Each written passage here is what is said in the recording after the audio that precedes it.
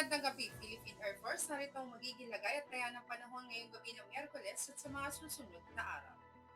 Sa kasalukuyan, naasahan natin ang patuloy na pag-iral ng Intertropical Convergence Zone o ITCZ dito sa may southern portion ng Mindanao, maging sa Palawan. Samantalang dito sa northern and central portion naman ng Luzon, naasahan natin ang patuloy na pag-iral ng northeast monsoon o hanging amihan. Sa ibang nalalabing bahagi ng ating bansa, aasahan din natin ang patuloy na pag-iral ng easterlies o ang mainit na hanging nagmumula sa dagat Pasipiko. Aasahan nga natin dulot nga ng studies, makakaranas sa maulap na kalangitan na may kalat-kalat na pagulan, pagkitlat at pagkulog ang Bicol Region, maging ang northern portion ng Samar, ganoon na rin sa eastern portion ng Samar, maging sa Samar at sa Leyte. Samantalang maulap na kalangitan na may mahihinang pagulan naman ang aasahan natin dito sa may Cagayan Valley, ganoon na rin sa Apayao, sa Kalinga, sa Mountain Province, ganoon na rin sa Ifugao, sa Aurora at sa Quezon, dulot naman yan ng northeast monsoon. Samantalang ang Metro Manila at iba nalalabing bahagi ng Luzon, ganoon na rin sa ibang nalalabing bahagi ng Visayas, di ba na lang dito sa Palawan, naasahan natin ang bahagyang maulap hanggang sa maulap na kalangitan, ngunit may mga posibilidad pa rin yan ng mga pulupulong pag-ulan na kung minsan ay may pagkidlat at pagkulong.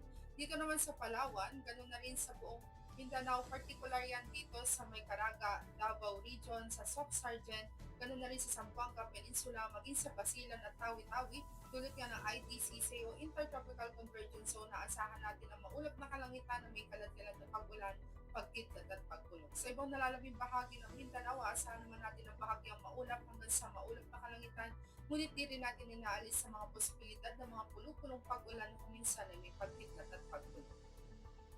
Para naman sa magiging lagay at taya ng panahon sa mga susunod na araw, aasahan natin dito sa Metro Manila, maging dito sa Cavite, sa Lipa, ganoon na rin sa Angeles, sa Puerto Princesa at sa Kalayaan Island ang bahagyang maulap hanggang sa maulap na kalangitan na may mga posibilidad pa rin ng mga pulupulong pag-ulan na kung minsan ay may pagkitlat at pagkulog pagsapit ng Biyernes hanggang weekend. Dito naman sa Mactan, naasahan natin ang generally fair weather hanggang Biyernes, ngunit pagsapit ng Sabado, aasahan natin ang maulap na kalangitan na may kalat-kalat na pag-ulan, pagkitlat at pagkulog. Dito naman sa Zamboanga, aasahan din natin may gradual ang pagkanda ng panahon pagsapit ng Biyernes, bahagyang maulap hanggang sa maulap na kalangitan, ngunit may mga posibilidad din yan ng mga pulupulong pag-ulan kung minsan ay may pagkitlat at pagkulog.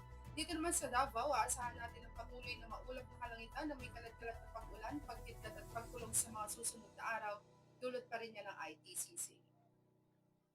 At para sa ating astronomical information, ang araw ay lulubog sa ganap na 73.0 dito sa Metro Manila at asahan natin sisikat bukas sa ganap na 0615. Para naman sa ating moon illumination, meron tayong 6% decreasing. At yan ang latest update natin sa weather. Para manatiling updated sa lagay at taya ng panahon, i-follow lamang ang Air Force Weather Center sa aming mga social media accounts.